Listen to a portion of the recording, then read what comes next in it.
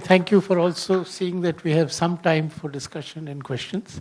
But again, I get tempted to endorse your statement about judicial reforms.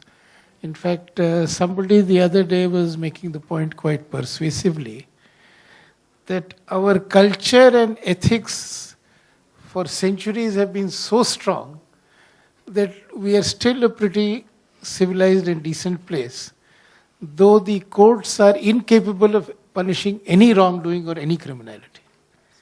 Because, you see the headlines of somebody who comes out after 10 years and whatever, etc., etc. And some of us who've been in government have seen the decline. And the numbers are painful, the number of cases where investigation reaches to a point where a charge sheet is filed, and then where a charge sheet is filed, conviction occurs, and the conviction is upheld. Here, I think the progress in the negative direction in my lifetime is really quite shameful for the country. And therefore, I'm glad you've raised it, because when I was in school, the only test the teacher had for a great emperor was that he dispensed good justice. Everything else was secondary. So I hope we bring this center stage to reforms. So before I come to the audience, anybody in the panel would like to make a brief comment or respond to something? Yes, please. Let me just add. Kautilya had this concept called Matsya Nyaya. Raj Dharma जो है, वो मत्स्य न्याय को रोकने का है. मत्स्य न्याय is the bigger fish eats the smaller fish. And Raj Dharma ये है कि मत्स्य न्याय न हो, सही न्याय हो. So I completely endorse it. And I'll again take the liberty, one more comment. When I used to study political science as a student, our textbook had a very good description of the change from feudalism to capitalism.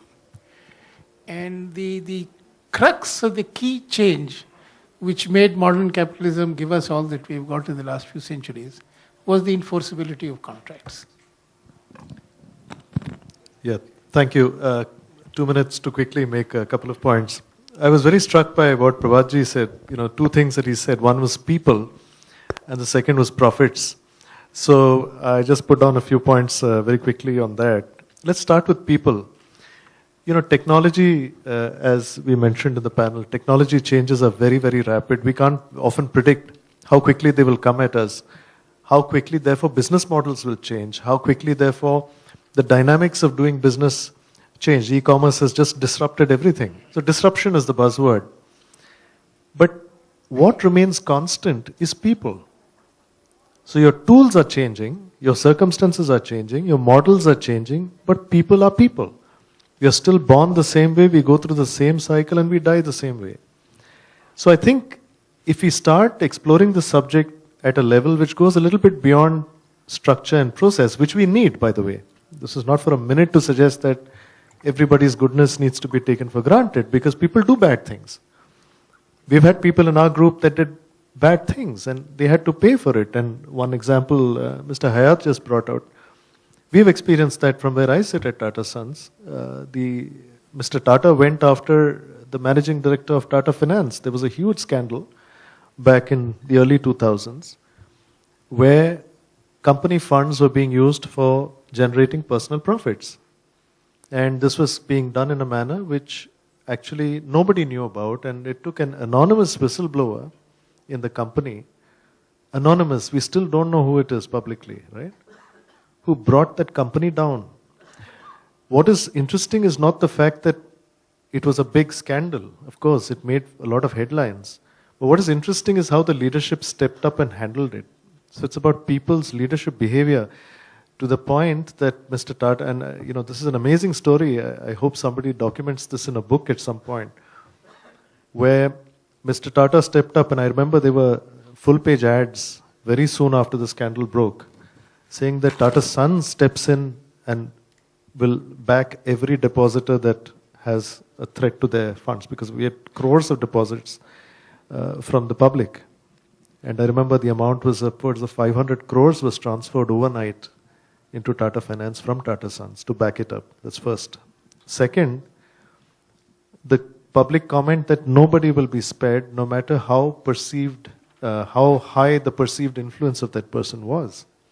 Because there was a sign that this was happening at a very senior level. So following through on that, And the third was making a disclosure to all the regulatory bodies in the country, including the SEBI, as well as to the police, because it was a criminal charge. And it was complete disclosure. It was a very painful time for the group. But what is interesting is, after the initial run on deposits, people actually came and put money back. It was an amazing reversal that happened because of leadership demonstrated. So when Mr. Hayat says that in the corruption case that he referred to in Jamshedpur, we saw it at a completely different scale happening from where we sat in Mumbai. It's another matter that the business finally did shut and it closed down. But so be it. That's the way it is. If you have leadership that falters, then you have to pay a price for it. So I just wanted to make that point that when you talk the talk, you also have to walk the talk. I wanted to make that point about people. The second point was about profits. And just a few numbers I can't resist, I have to share with you. If doing the right thing was not profitable, I wouldn't be representing a group which has 103 billion in global revenues. We have 670,000 people, and we had a market cap last week of 130 billion US dollars. It is profitable. It takes time. But it has to be done in a sustained way. You can be profitable. And I can't resist saying this with your permission, Mr. Shankar. We waited 20 years to start an airline, and last month we got some good numbers on that as well.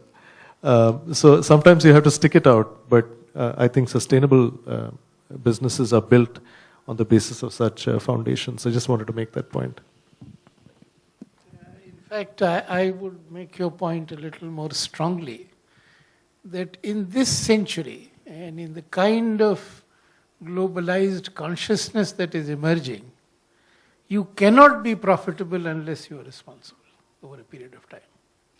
I mean, the world has changed dramatically. I mean, just see what has happened to one of our leading textile firms. So the world has changed dramatically, and the sooner Indian business recognizes this, that this is the hard reality. You cannot be profitable if you are not responsible in terms of ethics, in terms of compliance, in terms of labor, in terms of the environment. If you don't interiorize this, the future is very bleak for you.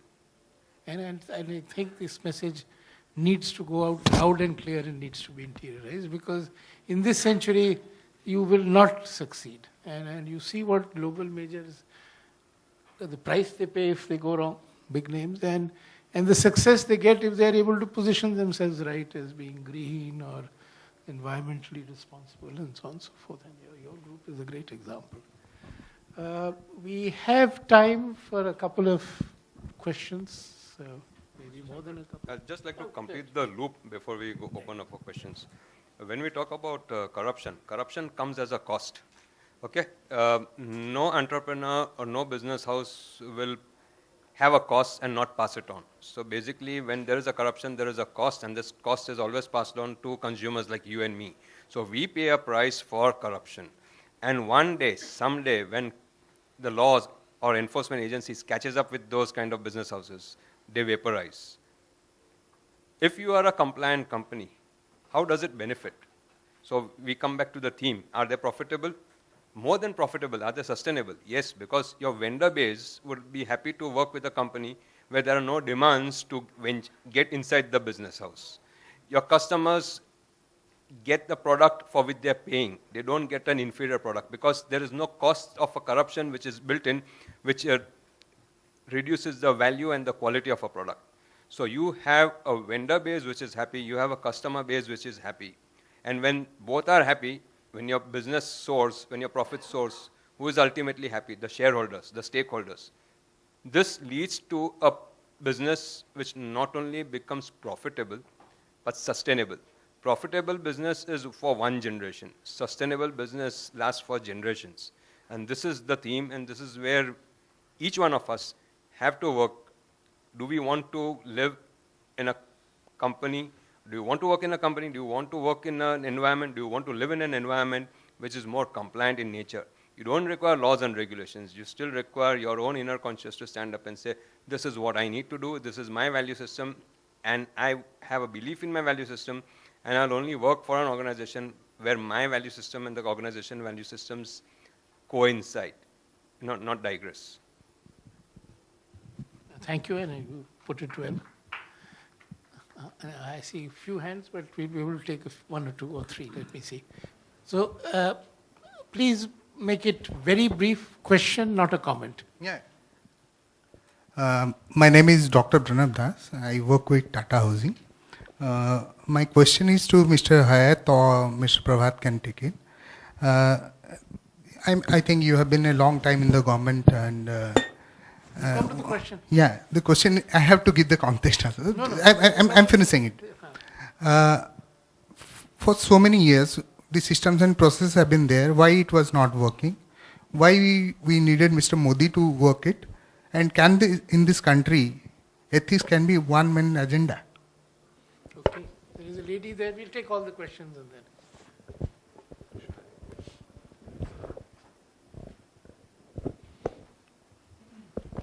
Good evening, sir. I'm from Amity School of Economics. My question is for Ajay Shankar, sir. Sir, you talked about a concept of regulatory mechanisms, that if regulatory mechanisms are not in compliance with what businesses want, then there would be a problem. Like you gave the example of the mafia generation because of the policy that gold should not be imported and all. So do you think that regulatory mechanisms need to be molded so much that the business's profits are not harmed in that manner?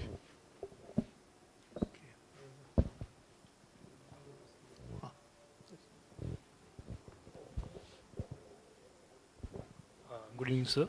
Sir, a typical employee has some family and other responsibilities. How can he stand to a point where he can be, stand to a point in facing unethical business practices without losing his job?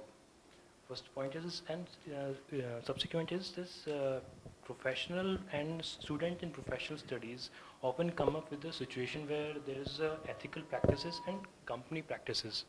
So what can student in professional studies can do in this? And there's one last one more. I think with you we'll end. Right. All right. So there has been a lot of talk about the technology. So my question is related to electronic governance. So the specific question is, does the jury thinks that electronic governance has helped in achieving sustainable business practices?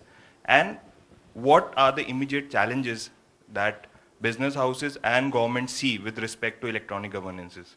And I would appreciate that the answer does not involve any sort of citizen experience, because we want to hear more from the business and the government side. Thanks. The last one. This is regarding the, I'm Sandeep. What is happening with the banks in terms of huge NPAs? Where is the responsible banking moving towards? I'm sure the government appreciates, public sector banks also appreciate. Just want to have the views from the panel. I was told that we need to wind up at 7:15. So we are at 7:16. So what I'm going to do is to leave you to get answers from my colleagues as we move out. I will make just two brief comments. One is that quite a few of the questions go to the core of the theme today. And as I had said earlier, that there is this creative tension. And this tension has to be played out in the direction where responsible business is profitable business, and that's the only way India can go forward. And India as a whole has to choose to succeed, and succeed by everybody, people within business, outside business, all stakeholders interiorizing that responsible business is profitable business. We need profitable business to get rid of poverty and give our people the lives they need. And we need to work together in partnership between business and all the other stakeholders in society. So we need to work in partnership to see that responsible businesses are profitable businesses in reality, and that every business sees that as the route to success. So with these comments, I will end and leave you to pursue a more detailed discussion as we stroll out. And I must thank all our panelists for being very cooperative and very supportive. And I think this has been a very constructive and useful discussion. Thank you.